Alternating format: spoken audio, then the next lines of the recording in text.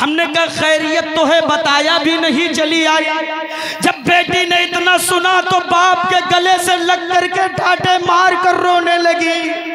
कहा अब्बा आज मैं जाने के लिए नहीं आई हूँ, आज तो आपके कदमों में फिर से बंधने के लिए आई हूँ। बाप ने कहा मतलब बेटी मामला क्या है? कहा अब्बा हुजूर मेरे रिश्तेदारों ने, मेरे ससुराल वालों ने सिर्फ मुझे धक्के मार कर निकाल दिया है। लेकिन अफसोस दिल के फपोले जल उठे सीने की दाग से, इस घर को आग लग गई घर के चिराग से। इस्लाम को बदनाम तुमने किया है तब इस्लाम बदनाम हुआ, इस्लाम को तबाह हमने किया है तब इस्लाम तबाह हुआ है।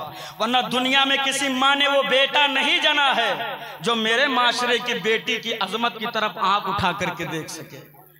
तूने अपने बेटियों को बाजारों में उतारा है, तूने अपने घर की शहजादियों को मेलों में उतारा है, तूने बेपर्दा बारातों में तूने इसको जो है पैकअप करवा करके और गाड़ियों में भर भर के बाजारों में बेपर्दा छोड़ा है, बारातों में बेपर्दा छोड़ा है। तो जब जमाने के सामने, भूखे भेड़ियों के सामने गोश्त का लोथड़ा रखोगे तो उसे नहीं बचा पाओगे। अमा हीरे को कोई दुनिया में यूं खुले मैदान में रखकर नहीं दिखाता, हीरे को तो महफूज करके रखा जाता है।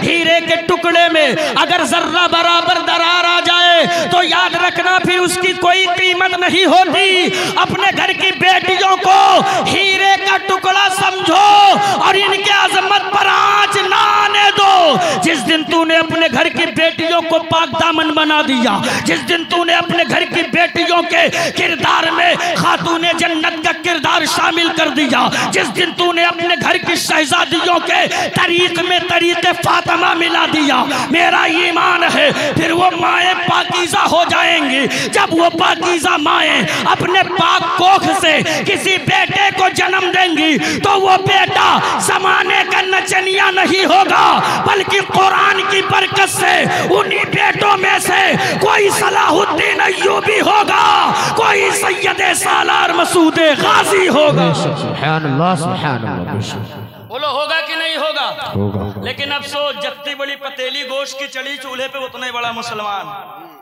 हड्डी मिले तो हम लड़ जाते हैं कुत्तों की तरह। हजरत अभी बारात का तो ऐसा सीजन चल रहा है कि पहुंच के देखो 8 आदमी के जगह बुलोरो में होते। कई आदमी के? 8 आदमी के। और मैं घर बैठे जाते 16 और 17, उनके हाथ इनके बगल के नीचे, उनके हाथ इनके बगल के नीचे, और उस शीशा के अंदर से मुंह निकाले जिसे छगड़ी देखा था। कहाँ टेबल लाग है, उतरत है तो ना हाथ धुलने से मतलब, ना मुंह धुलने से मतलब, ना कुल्ला करने से मतलब। गेट खुला कि भर भर भर भर भागे हुआ टेबल की तरफ, जुट गए चन्नी पे। ना हाथ धुलन न कुछ, जौने छेनम हाथ लग जाए वो छेना काला हो जाता। अतना मैल करुक तेल लगाए हैं, चुचवाते सब घूम रहे हैं, पान खाए इधर उधर।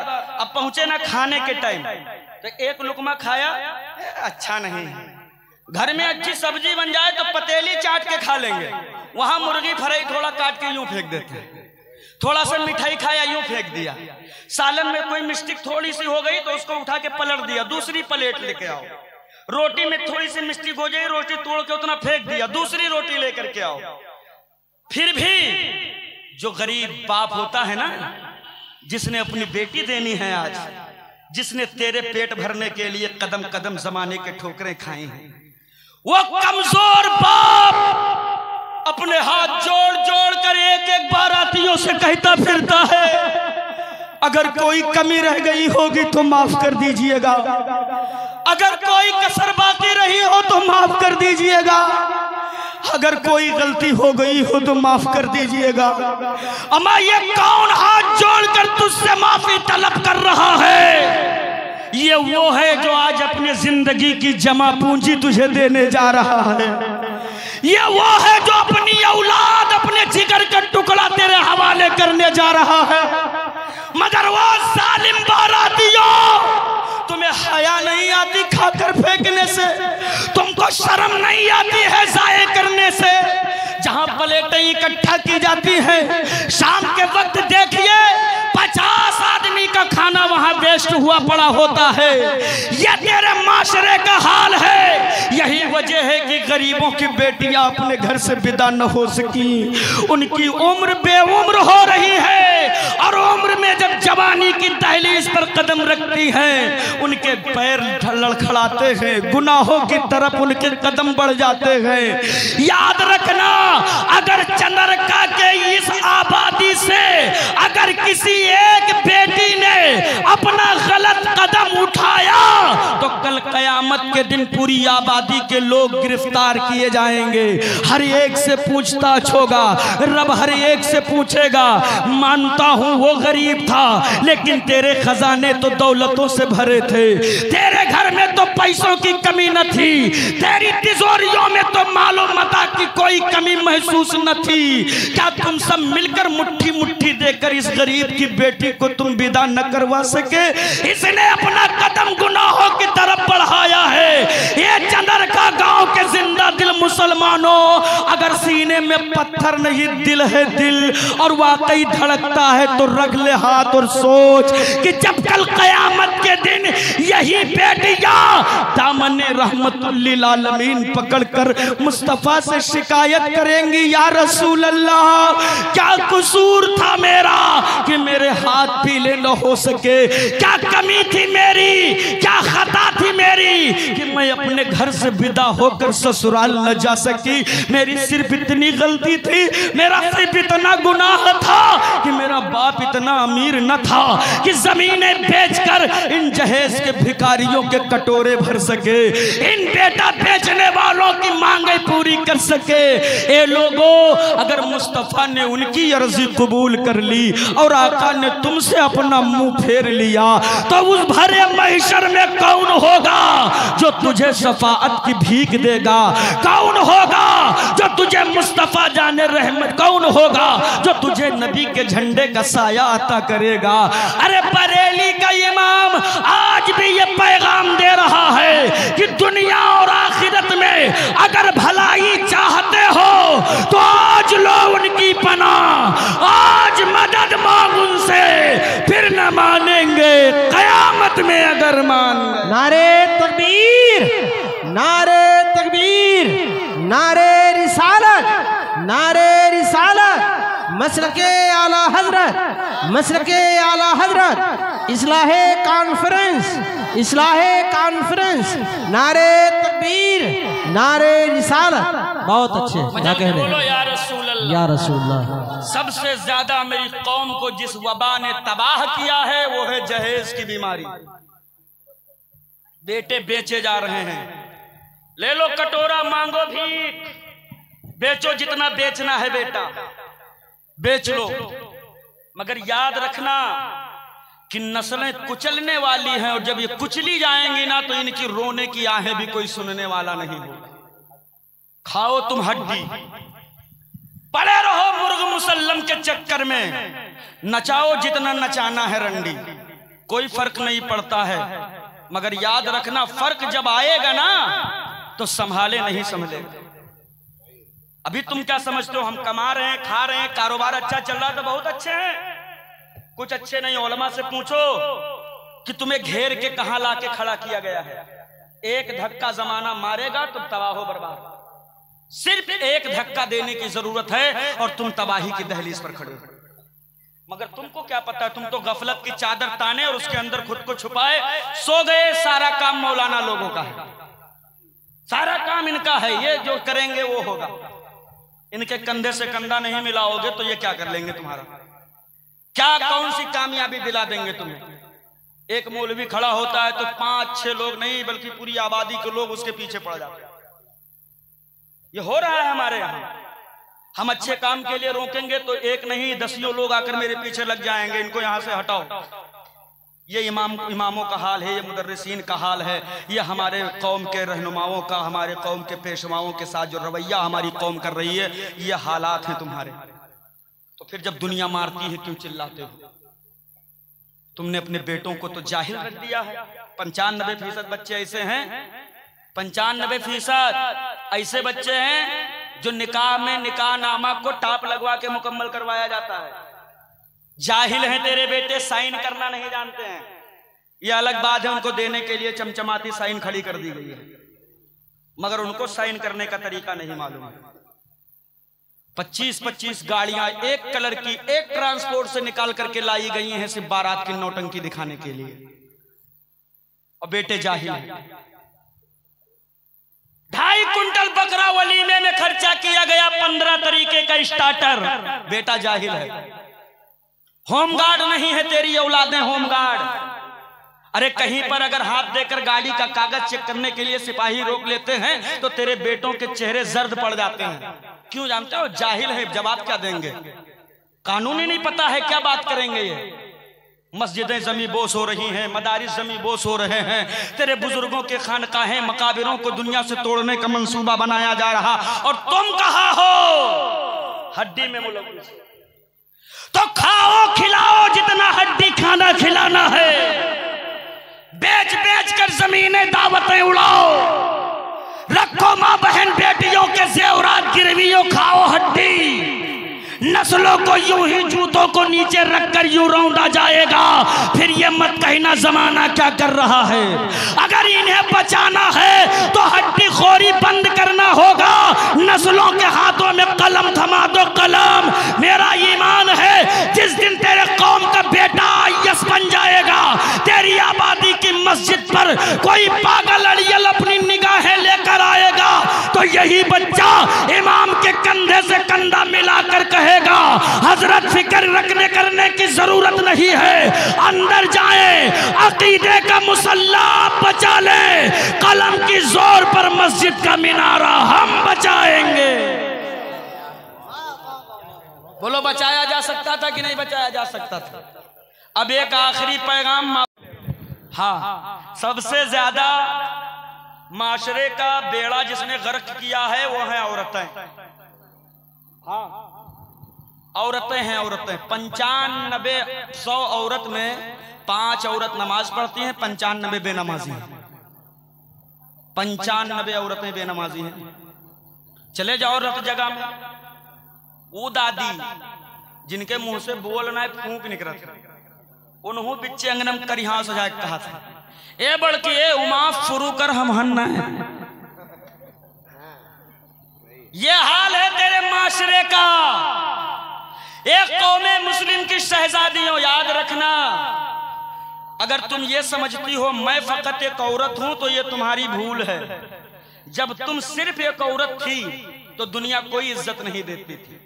अरे कोई क्या देता, अपना सगा बाप जिंदा जमीन में दफन कर देता था, अपना बेटा गले में रस्सी डालकर बाजार में बेच देता था, अपना भाई बहनों के साथ नाजायज रिश्ते कायम कर लेते थे। दबती हुई बेटियों ने जब रब्बे काबा की बारगाह में सदाएं बुलंद की हैं, ये रब्बे काबा कोई तो होगा जो इन जालिम वालिदैन से बचा करके हमें आजाद जिंदगी अता फरमाएगा। आखिरकार जब उन बेटियों की आहें अर्शे इलाही तक पहुंची तो आमना की गोद में रब ने रहमतुल लिल आलमीन को उतारा है। और जब मेरे मुस्तफा आए तो फारान की चोटी को मिंबरे नूर बनाया है, और कुफ्र की ताबूत पर आखिरी कील ठोक कर मुस्तफा ने बता दिया, ए जमाने वालों, बेटियों को इस तरह हिकारत से न देखो, बेटियों का मकाम बुलंद है। इनमें से जो बेटी है वालिदैन के लिए रहमत है, बीवी है शौहर के लिए मोहब्बत है, बहन है भाइयों के लिए नेमत है, माँ है तो औलादों के लिए जन्नत हुआ करती है। क्या कहने, बहुत अच्छे। इतना बड़ा मर्तबा अल्लाह के हबीब फरमाते जन्नत अर्शे आजम के ऊपर था। मेरे मुस्तफा फरमाते हैं मैंने उसे वहां से खींचा और माओं के कदमों के नीचे रख दिया। पूरी जन्नत औलाद की अम्मा के कदम के नीचे है। अब जौने अम्मा के कदम के नीचे जन्नत है वो अम्मा के हाल से, वो अपन जन्नत और इतना बड़ा मोबाइल ले पूरी दोपहरी उल रहे और सिवाय खुराफात के कुछ नहीं। और गोद में जो बच्चा लेट के दूध पी रहा है, तमन्ना है कि मैदान का गाजी यही बनेगा, मस्जिद का नमाजी भी यही बनेगा। एक बात हमें बताओ, किसान आदमी हो, बाजरा खेते में बोए के चना कटी हो, बोलो ना भैया। हाँ, तो मूड ना हिलाओ, जबान हिलाओ। मूड से हल्की जबान है। बताओ, बाजरा बो के चना काटोगे? नहीं। मुमकिन है? काहे काहे मुमकिन नहीं है? तो आप कहोगे मौलाना जो जमीन में डालोगे वही उगेगा। ये मेरी कौम की शहजादियों, बचपन में औलादों को नाच दिखाकर जवानी में गाजी बना पाओगी? अरे नचनियों को दिखा रही हो तो नचनिया बनेगा। क्या बनेगा? नचनिया बनेगा। और जब जवान है तो बियाह कहते 3 महीना बीते थे, पहुंच जाए मौली साहब के खोपड़ी चाटे, तबीज बनाए तो लड़कवा गवा कब्जस नहीं करेगा। अरे हम कहते मौली साहब के ताबीज ना है, ले आओ मौली साहब के मैं डोरी धागा डाल के पहन लो, अब असर होने वाला नहीं। वजह क्या है? तुम खुद बेनमाजी हो, तुम खुद दुनिया की खुराफातों में गिरफ्तार हो। अरे वो तो मेरी कल की माएँ थी, कल की, जिनके सुबह की आगाज अल्लाहू अकबर की सदाओं से, जिनके दिन का आगाज कुरान की तिलावतों से, जिनके पेशानियों में सजदों की तड़प, जिनके किरदार में सैयदा खातूने जन्नत का किरदार, जिनके तरीक में सैयदा ज़ैनब का तरीक शामिल होता था। तो जब ऐसी पाकीज़ा माएँ अपने पाक बतन से किसी पाक बेटे को जन्म देती तो वो बेटा माँ के पेट से कुरान मुकद्दस को हिफ्ज़ करके ज़माने का गौसे आज़म बना करता है। हक है, क्या कहने, बहुत अच्छे, हक है। तो नस्लें ऐसे नहीं बचाई जाएंगे। कटोरा लेके जहेज मांगना बंद करो। जहेज की बात है तो 2 मिनट का एक वाकया, मुझे एकदम रियलिटी वाला वाकया, कोई किताबी वाला वाकया नहीं। हजरत, मैं एक दिन रास्ते में जा रहा था, एक बूढ़ा आदमी, इन जालिमों से पूछो तो सही कि इनके सीने में दिल है या पत्थर रखा। एक बूढ़ा आदमी, आंखों की बीनाई जा चुकी है, टोकरी में चंद पान गुटखा की चीजें रखकर सख्त धूप में रोड के किनारे बेच रहा था। रास्ते से मैं गुजरा तो मैंने देखा, मुझे ऐसा लगा कि यहाँ रुकना चाहिए। थोड़ी दूर में निकल गया, गाड़ी घुमा के मैं उसके पास आया, बड़ी मोहब्बत के साथ में बैठा, मैंने सलाम किया तो उसने मेरा हाथ ढूंढना शुरू किया मुसाफा करने के लिए, तो मैंने मुसाफा किया। हमने कहा चचा खैरियत है? जब हाथ उसने ऐसे मतलब ढूंढना शुरू किया तो मुझे एहसास हुआ कि आंखों में बीनाई नहीं, लगता है आंखों से दिखाई नहीं देता है। तो मैं वहां थोड़ी देर के लिए रुका। हमने कहा चचा खैरियत है? कहा मौलाना साहब अल्लाह का शुक्र है, दुआएं शामिल हाल हैं। मैंने बताया कि मैं मौलाना हूँ, मैं जा रहा था, आपको देखा तो मैं रुक गया। हमने कहा आपकी खैरियत पूछ ले, कुछ सामान भी आपसे ले लें। तो जब उसने सुना कि एक मौलाना है तो उसको बड़ा इत्मीनान हुआ। हमने कहा चचा और बाकी सब अल्लाह का शुक्र है? कहा अल्हम्दुलिल्लाह, दुआएं हैं, अल्लाह जो है बुजुर्गों की अल्लाह का करम है, बस जिंदगी कट रही है। तो हमने पूछा चचा ये बताएं क्या आपके बेटे वोटे नहीं है क्या? कहा नहीं मौलाना साहब, मेरा एक बेटा और 3 बेटियां हैं। कितना? एक बेटा और 3 बेटियां हैं। हमने कहा तो फिर आपका बेटा क्या करता है जो आपको इस सख्त धूप में बैठकर ये सामान बेचना पड़ रहा है? तो कहा हजरत जमाने ने मुझे बहुत ठुकराया है, मेरे बेटे ने मेरी नाफरमानियों का अंबार लगा दिया। हमने कहा मतलब? कहा मेरा बेटा आज से 7 साल पहले एक लड़की को पसंद करके शादी करके घर से चला गया है, न आज तक फोन किया है, न पलट कर आया है, न मेरी खैरियत लिया है। अल्लाह। हमने कहा बेटियां? हजरत बेटियों में से मैंने एक की शादी कर दी है, 2 बेटियों का बोझ अभी कंधों पर है। एक की मैंने की थी मगर फिर से करनी पड़ेगी। हमने कहा मतलब? की थी फिर से करनी पड़ेगी कि क्या मतलब है? कहा मौलाना साहब मैंने दूसरी बेटी की जब रिश्ते की जब बात की, जब मैंने उसका रिश्ता लगाया तो बातचीत तय हो गई। फिर उन रिश्तेदारों ने कहा कि मुझे गाड़ी चाहिए तब मैं रिश्ता करूंगा।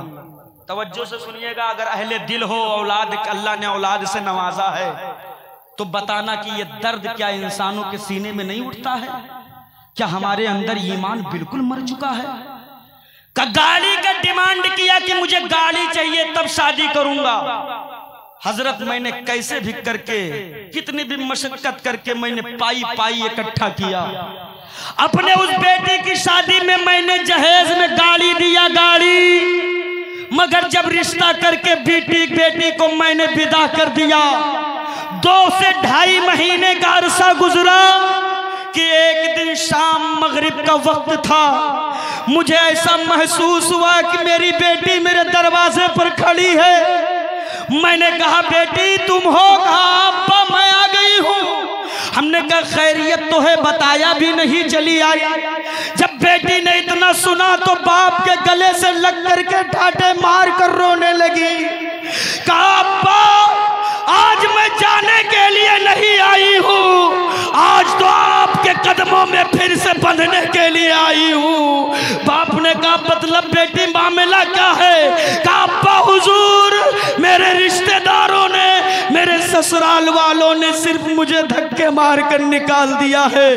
बाप ने कहा मगर वजह क्या है? जहेज में गाड़ी मांगा था, मैंने तो कर्ज लेकर के दे दिया, अभी उस कर्ज का एक भी पैसा मैं ना अदा कर सका हूँ, फिर तुझे धक्के मार कर निकालने की क्या जरूरत पड़ गई? तो उस बेटी ने अपने बाप के कंधे पे सर रख के कहा अब्बा गाड़ी तो एक अलग बात थी, मुझे कूलर और फ्रिज न दिया गया, इस बात पर मुझे घर से धक्के मार कर निकाल दिया गया है। कहा जब तक कूलर फ्रिज न लेके आना इस दहलीज के अंदर कदम न रखना। एक कौमे मुस्लिम के जवानों में तुमसे पूछता हूँ, ये ईमान वालों में तुमसे पूछता हूँ, क्या एक कूलर फ्रिज की कीमत किसी इंसान के जान से बढ़कर हो सकती है? क्या किसी के आबरू से बढ़कर हो सकती है? क्या किसी की जिंदगी से बढ़कर हो सकती है? तूने सिर्फ कूलर और फ्रिज के लिए एक गरीब की बेटी को धक्के मार कर निकाला है। क्या करबला के मैदान में 6 माह का असगर इसी दिन के लिए ज़बह करवाया गया, जवान अली अकबर इसी दिन के लिए कटवाया गया, खूबसूरत कासिम इसीलिए लुटाया गया, सैयदा तैयबा साकी हजरत सकीना के फूल जैसे चेहरे पर जालिमों ने तमाचे मारे हैं, हजरत ज़ैनब के हाथों में दुनिया ने हथकड़ी लगाई है, नबी के बेटियों को बेआबरू करके उन्हें बाजारों में घुमाया गया है, सिर्फ इसलिए ये कुर्बानियां हुई ताकि नाना की उम्मत जहेज के नाम पर भीख न मांगे, रंडी नचवा कर मुजरा न देखे, हाथ में शराब का प्याला न ले ले, इस दिन को उम्मत न देखे, इसलिए ये कुर्बानियां हुई हैं। जरा बता तो सही, जब ये गरीब बाप की बेटी को तूने धक्के मारा होगा उस वक्त कल्बे हुसैन पर क्या गुजरी होगी कि नाना देख लो जिस उम्मत को बचाने के लिए हमने अपना कुंभा लुटाया है, वो उम्मत इस कदर उम्मत पर जुल्म का नंगा नाच नचा रही है। कौन सा मुंह लेकर मुस्तफा की बारगाह में जाओगे? कौन सा चेहरा लेकर नबी की बारगाह में जाओगे? हाथ जोड़कर तुमसे आजम खान नूरी गुजारिश करता है, बंद करो भीख मांगना, बंद करो बेटे बेचना, गरीबों की बेटियों को अमीरों की दहलीज तक पहुंचा दो। जिस दिन किसी गरीब की बेटी तेरे अमीर दरवाजे पर अपना आशियाना ढूंढने आई, उसे मिला, उधर वो मुस्कुराएगी, मेरा ईमान है उधर मदीने के मुस्तफा मुस्कुराए। हक है, क्या कहे, बहुत अच्छे, क्या कहे। नारे तकबीर, नारे तकबीर, नारे रिसालत, नारे रिसालत, मसलके आला हजरत, मसलके आला हजरत, इस्लाहे मुआशरा कॉन्फ्रेंस, इस्लाहे मुआशरा कॉन्फ्रेंस, नारे तकबीर, नारे रिसालत, क्या कहने, बहुत अच्छे। बंद करो दुनिया के गुनाहों के दलदल में फंसकर जिंदगी गुजारना, इज्जत का ताज मदीने वाले ने तुम सबके सर पे रखा है, और जमाने वालों को बता दो कि हमें तुम बुज़दिल समझने की कोशिश न करना, हम तो उस कौम से रिश्ता रखते हैं जिस कौम का आलम यह है कि तारिक कभी मौजों पे कदम रखते हैं, खालिद कभी हाथों में आलम लेते हैं, हर दौर में उठते हैं यजीदी फितने, हर दौर में शब्बीर जन्म लेते हैं। बता दो दुनिया वालों को दश्त तो दश्त है, दरिया भी न छोड़े हमने, बहरे जुल्मात में दौड़ा दिए घोड़े हमने, वक्त की किल्लत ने हमें हमारे कदमों को जकड़ रखा है, मुझे भी कहीं दूसरी जगह दूर जाना है, फिर कभी मौका मिला तो इंशाअल्लाह तफसीली गुफ्तगू की जाएगी। जो कुछ भी मैंने कहा परवरदिगार उस पर सबसे पहले मुझ गुनहगार को फिर आप सबको अमल की तौफीक अता फरमाए। अस्तगफिरुल्लाह रब्बी मिन कुल्ली ज़ंबि व अतूबु इलैह। खूब की शेरे चमन फूल चुनी शाद रहें, बागबा जाता हूँ मैं, गुलशन तेरा आबाद रहे। अस्सलाम वालेकुम।